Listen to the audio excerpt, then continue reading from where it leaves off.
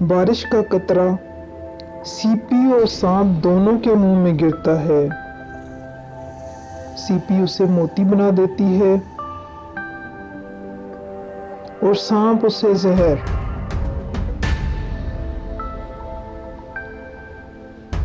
जिसका जैसा ज़र्फ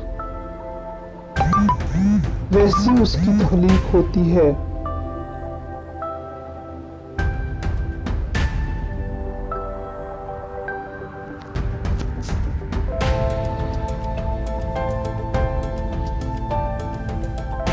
कोशिश करो कि तुम दुनिया में रहो, दुनिया तुम में न रहे।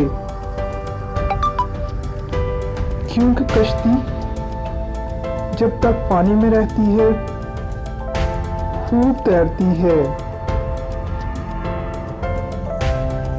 लेकिन जब पानी कश्ती में आ जाए तो वो टूट जाती है।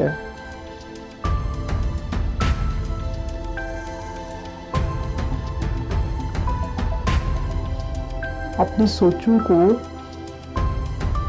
पानी के कतरों से ज्यादा शफाफ रखो, क्योंकि जिस तरह कतरों से दरिया बनता है, उसी तरह सोचों से ईमान बनता है।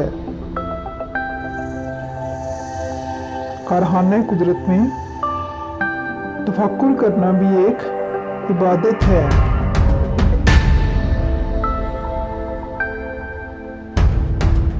शराफत अक्ल व अदब से है,